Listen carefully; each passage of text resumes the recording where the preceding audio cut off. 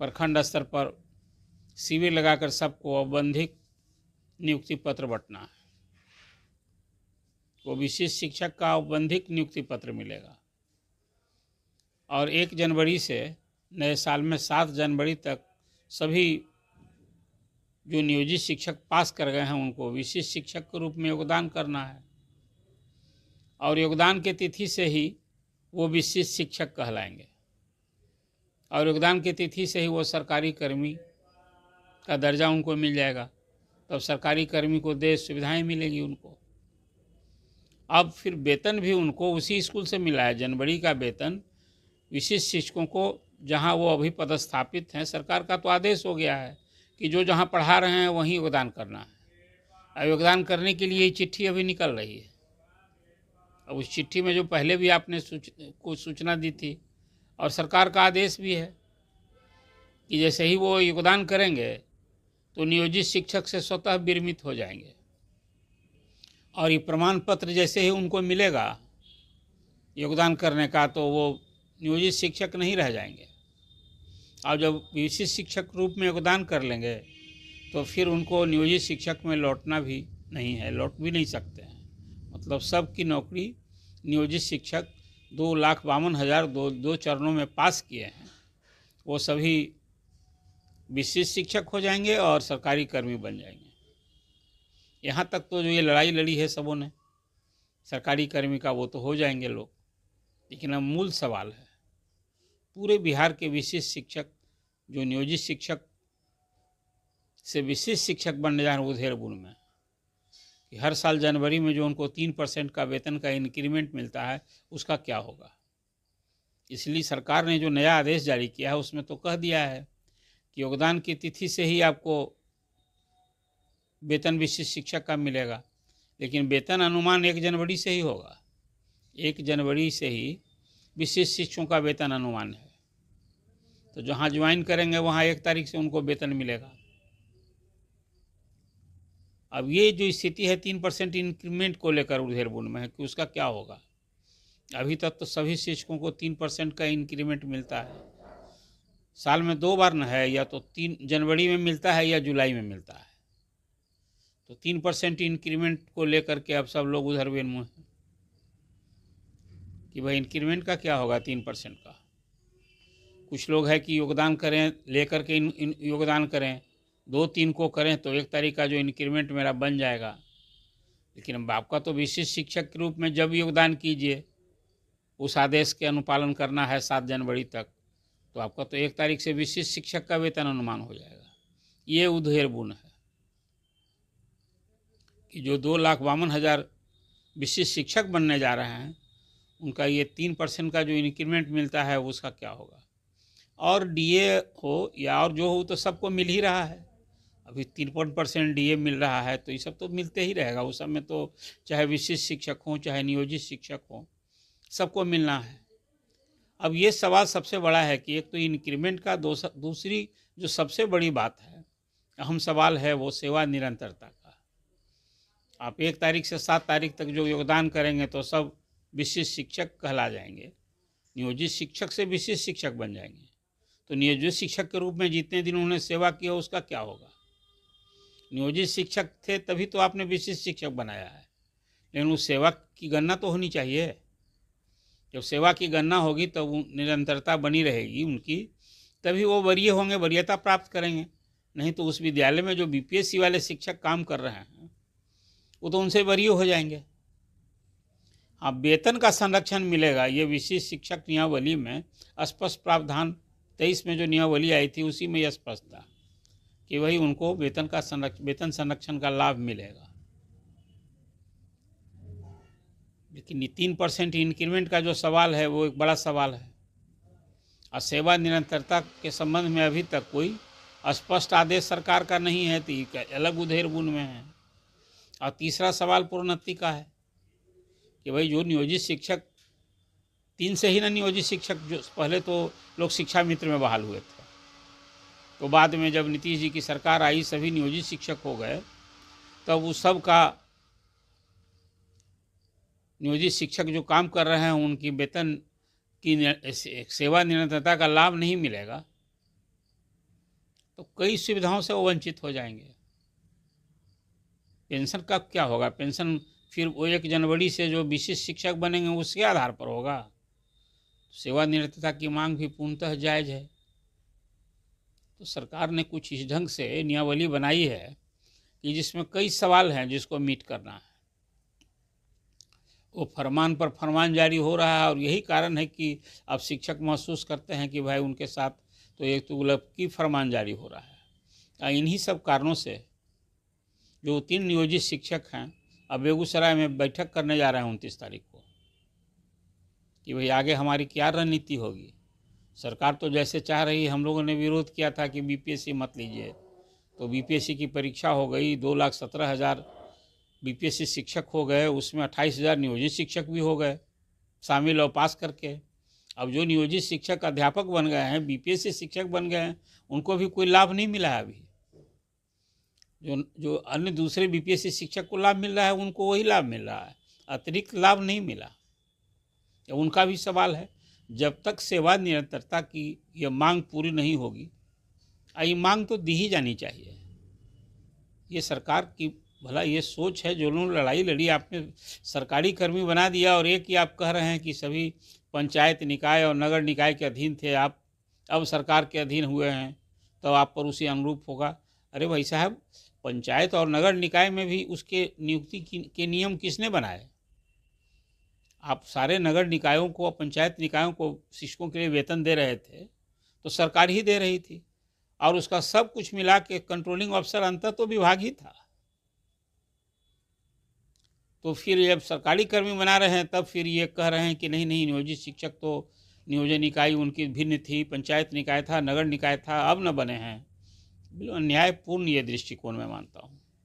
सरकार सब कुछ भला करके भी क्यों इस तरह का अप्रोच रख रही है, हैरानी की बात है। देखिए, चुनाव का साल है, ये बात मैं बार बार दोहराता रहता हूँ कि ये 2.5 लाख शिक्षक 2,52,000 अभी विशिष्ट शिक्षक की समस्या को लेकर चर्चा कर रहे हैं। तो इस 2.5 लाख शिक्षक 2,52,000 शिक्षक नहीं, शिक्षक परिवार हैं, इसको मत भूलिए। आपको याद होगा 2021 में अप्रैल से नीतीश कुमार ने शिक्षकों के वेतन में 15% बढ़ोतरी की घोषणा की थी। बाद में चलिए एक वेतनमान आया, सबके लिए नियत वेतन और प्लस फिर 3% का इंक्रीमेंट, यही नहीं चल रहा है। तो अब सवाल है कि फिर सबकी निगाह टिकी है कि भाई चुनाव का साल है, कुछ खास करके अलग कोई तोहफा फिर मिलेगा क्या, एक सवाल है। अभी तो सेवा निरंतरता ही सबसे बड़ी मांग है। ये 85,000 शिक्षक जो कोई परीक्षा भी नहीं दिए हैं या नहीं ही देना चाहते हैं, 2003 में, 5 में, 7 में जो खास करके लालू जी के समय में बहाल हुए शिक्षा मित्र, अब वो सभी प्राइमरी में जो बहाल हुए थे उनको लगभग 50,000 रुपया भी मिलता है। जो शिक्षा मित्र शुरू में बहाल हुए थे उनके लिए ये फ़ायदा तभी ना होगा। अभी जो विशिष्ट शिक्षक बन जाएंगे या कुछ लोग दिए भी होंगे तो उनको जब आप सेवा निरंतरता का लाभ नहीं दीजिएगा, वेतन संरक्षण नहीं दीजिएगा, तब तो अन्याय होगा। तो ये सब सारे सवाल हैं जिसको जिस उधेड़ बुन में बिहार के 2,52,000 विशिष्ट शिक्षक जो कल और परसों औपबंधिक नियुक्ति पत्र लेंगे और फिर जब योगदान कर लेंगे तो उनके सारे प्रमाण पत्रों का डॉक्यूमेंट वेरिफिकेशन होगा और उसके बाद जब सब कुछ दुरुस्त हो जाएगा तब उनको विशिष्ट शिक्षक का वेतनमान कहिए वेतन मिलना शुरू होगा। अब देखिए इस डॉक्यूमेंट वेरिफिकेशन में कितने समय लगते हैं, कि जनवरी फरवरी पता नहीं, कि 2,52,000 शिक्षकों का अभी वेतन तभी मैसर होगा जब उनका डॉक्यूमेंट वेरिफिकेशन हो। ये सब नियमावली की बात मैं कर रहा हूँ, लेकिन एक सवाल अभी भी है कि भाई विशिष्ट शिक्षकों की सेवा निरंतरता का लाभ मिलना चाहिए। जो नियोजित शिक्षक बीपीएससी बन गए हैं उन्हें भी लाभ मिलना चाहिए। अब तो जो 3% इंक्रीमेंट का सवाल है वो तो सभी शिक्षकों को मिलना है, बीपीएससी के भी शिक्षकों को मिलना है, और नियोजित शिक्षक जो अभी 85,000 नहीं दिए हैं परीक्षा उन्हें भी मिलना है। लेकिन ये विशिष्ट शिक्षकों के बारे में अभी जो है सबसे बड़ा सवाल है। 1 तारीख से जो 3% का इंक्रीमेंट जनवरी में दे है उसके बारे में कोई स्पष्ट अभी सरकार की नीति और दिशा निर्देश नहीं सामने दिख रहा है। तो एक बड़ा सवाल है ये, इसको लेकर भारी उधेड़-बुन है शिक्षकों में। रही बात शिक्षकों को लेकर, जो सरकार अभी मेहरबान हुई है कि भाई शिक्षकों को विशेष समस्या को लेकर जो ट्रांसफ़र पोस्टिंग के लिए आवेदन ले चुकी है, 1,60,000 शिक्षक हैं।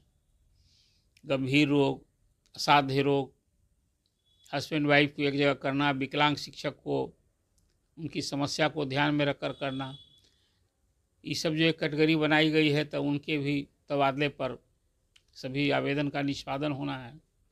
और उसके हिसाब से अब उनको भी नए वर्ष में सबको इन सूचना मिलने लगेगी। अभी तो नहीं मिली है, लेकिन सबको भी सूचना आने लगेगी। 1,60,000 वैसे शिक्षक हैं। अब उसके बाद विभाग उसमें उसी प्राथमिकता के हिसाब से प्राथमिक, पहले तो गंभीर रोग, असाध्य रोग और विकलांग, और फिर पति पत्नी का ये सब किस रूप में किया जा रहा है, अभी स्पष्ट चर्चा तो बहुत सुनने को मिल रही है। लेकिन एसीएस ने कहा था कि भाई समस्या वालों में भी किसको पहले प्राथमिकता देंगे और किसको अंत में देंगे, ये भी एक सवाल था। लेकिन अब वो तो बता चुके हैं कि भाई जो विशेष समस्या वाले हैं सबका करना है, जिनका आवेदन लिए हैं तो वो होगा। अब वो प्रधान शिक्षक 38,000 उनकी भी पोस्टिंग होनी है, जो 1 to 5 के स्कूल में जाएंगे प्रारंभिक विद्यालयों में, और 6,000 हेडमास्टर जो मिडिल स्कूल में जाएंगे। अब उनकी पोस्टिंग कहाँ होगी?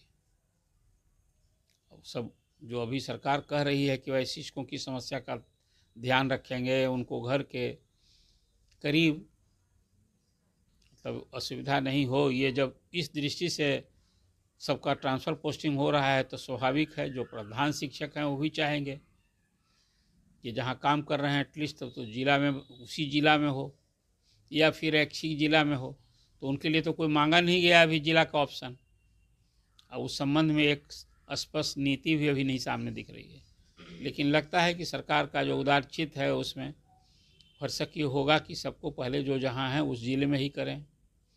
अब उनके लिए ब्लॉक का ऑप्शन, पंचायत का ऑप्शन ये लिया जाना है, लेकिन काउंसलिंग तो हो गई है पूरी। अब उनकी पोस्टिंग का सवाल। और फिर नए साल में जो तृतीय चरण में TR 3 में जो हुए हैं बहाल, उनकी काउंसलिंग होनी है। वही कोई 80, 82, 85 हज़ार टीचर हैं, तो काउंसलिंग होगी तब फिर उनकी पोस्टिंग होनी है। कुल मिला जुला कर शिक्षा विभाग अभी ट्रांसफ़र, पोस्टिंग और फिर नई नियुक्ति इसमें उलझा है। अभी तो एक साथ 2,52,000, मतलब अब बजाबता हर स्कूल में जो 4 कैटेगरी शिक्षक की थी तभी तो कागज़ पर थे लोग, लेकिन बजाबता अब एक कैटेगरी विशिष्ट शिक्षकों की एक बड़ी जमात 2,52,000 फिलहाल। और तीसरी, चौथी और पाँचवीं 3 बार परीक्षा होगी और 85,000 में तो मुझे लगता है कि खासकर जो शिक्षा मित्र में बहाल लोग हैं उसमें तो अधिसंख्य लोग परीक्षा नहीं देंगे, क्या कि उनका तो घर छूट जाएगा। अधिसंख्य लोग तो अपने घर और गांव में ही है ना, घर जहां स्कूल में। और सही शिक्षकों के बारे में सरकार को ये समझ बनी है कि ये लोग अभी स्कूल से अभी उनकी अनुपस्थिति अनियमित हो रही है, हाजिरी बनाकर निकल जाते हैं। उसके बारे में भी कुछ अलग जो आपने देखा कि हाजिरी की जो 2 व्यवस्था की गई है, इन और आउट, उसमें भी कहीं घाल मेल की जो शिकायत मिली है तो फिर उस पर सख्त है सरकार। तो नए साल में इंस्पेक्शन का फिर वही दौर आने वाला है जो के पाठक के समय में हुआ था। और सारे जो इंस्पेक्शन करने वाले अधिकारी हैं अब उनको एंसरेबल बनाया गया है, इसलिए कि अब ACS सिद्धार्थ जो मोबाइल से हर दिन, हर वर्किंग डे को जो 10 स्कूल में फ़ोन करके स्कूल की तस्वीर जान रहे हैं, स्कूल की परिस्थिति स्थिति जान रहे हैं, तो कई नया फीडबैक मिल रहा है। तो उस पर तो कार्रवाई न होनी है। उसमें पहली सख्ती है कि जो शिक्षक गायब हो जाते हैं उनको पहले दुरुस्त करना है। तो अभी बिहार की खास करके शिक्षा जगत की जो चर्चा है, जो समस्या है, जो खासकर विशिष्ट शिक्षक बनने जा रहे हैं, 2,52,000 शिक्षकों में जो एक उधेड़बुन की स्थिति है, क्या होगा? 3% इंक्रीमेंट का, सेवा निरंतरता का क्या होगा? और जितना साल काम किए हैं उनकी प्रोन्नति का क्या होगा? 12 साल में प्रोन्नति मिल जानी थी, हाई कोर्ट का आदेश भी और कई जिलों में मैं देख रहा हूँ, उस दिशा में कार्रवाई करने के लिए भी चिट्ठी लिखी जा रही है। लेकिन अब अंततः उस संबंध में भी सरकार को फैसला लेना है। अब तो नियोजित शिक्षक सब विशिष्ट शिक्षक हो गए, और जब विशिष्ट शिक्षक हो गए तो 8 साल के बाद प्रमोशन मिलना है। लेकिन जो पुरानी सेवा की हैं, सेवा निरंतरता का जब लाभ मिलना है और मिलेगा, मिलना चाहिए भी, तो प्रोन्नति के भी वो हकदार हैं। कुल मिलाकर शिक्षकों की ये समस्या एक ही नए वर्ष में फ़ायदा है। ये 2,52,000 शिक्षक बीपीएससी शिक्षक की तरह सरकारी कर्मी होने जा रहे हैं। बाकी तो अब कई सुविधाओं के लिए अब ईपीएफ कटता था तो पीएफ कटेगा, लेकिन एनपीएस का जो लाभ मिलना है उसमें भी बड़ा सवाल है। सेवानिवृत्ति का लाभ मिलेगा तभी विशिष्ट शिक्षक को एहसास होगा कि उनकी ये लड़ाई, जो उन्होंने सरकारी कर्मी बनने की लड़ाई लड़ी, वो फलदायी रहा है। तो मूल सवाल यही है, सेवा निरंतरता और फिर प्रोन्नति, 3% इंक्रीमेंट। ये अभी 3 मुद्दे हैं, खास करके सक्षमता उत्तीर्ण नियोजित शिक्षकों के सामने। इसी उधेड़ बुन में 1 तारीख से 7 तारीख तक योगदान करना है। अब देखिए, सरकार का ये अपेक्षा है शिक्षकों को कि भाई कोई एक स्पष्ट निर्देश आना चाहिए कि नहीं, 3% का लाभ जो दे है वो मिलेगा। काहे कि they all are serving teacher. आप नियोजित से विशिष्ट बना रहे हैं तो 3% का तो उनको इंक्रीमेंट मिलना ही चाहिए। तो इस संबंध में भी तो एक स्पष्ट सरकार के निर्देश अनुदेश की अपेक्षा करते हैं शिक्षक, जो उचित भी है। तो आपके सामने बिहार के शिक्षक की समस्या, सरकार से अपेक्षा और जो उनकी अभी स्थिति है, मनोदशा है, इसको लेकर आपके सामने एक बात और है अभी कि नए साल में तो अब खासकर विशिष्ट शिक्षकों की जो नियमावली में नया संशोधन हुआ है, ये आचरण संहिता और अनुशासन का पाठ, आप समझिए आपके लिए नया साल किस रूप में आया है। सरकारी कर्मी तो बन गए आप, लेकिन ज़रा आचरण संहिता और अनुशासन का जो सरकार नियमावली बनाई है उस पर भी आपको ध्यान देना होगा, अन्यथा ये नौकरशाही है, यह भी आपको समझना पड़ेगा। तो आपके सामने शिक्षकों को लेकर के जो अभी चर्चा की, आपको चर्चा कैसी लगी? आप ये मानते नहीं हैं क्या कि जो आपकी समस्या है, सरकार को समय रहते इस पर पहले ही उसका दृष्टिकोण सामने आना चाहिए, स्पष्ट निर्देश और दिशा निर्देश होना चाहिए कि भाई उन्हें 3% का इंक्रीमेंट भी मिलेगा और सेवा निरंतरता का लाभ जो उनकी पूर्णतः जायज़ मांग है वो तो मिलनी ही चाहिए। और उसी तरह प्रोन्नति की भी मांग उनकी उचित है। अब तो नियोजित शिक्षक की योग्यता पर सवाल नहीं न उठा सकते हैं, सभी सक्षम हैं। 2,52,000 ने तो अपनी सक्षमता का डंका बजा दिया है। तो फिर उनकी मांग न्यायोचित है, जो उन्हें सुविधा दे हो तो देनी होगी। तो इस पर आपने प्रतिक्रिया दीजिए। इस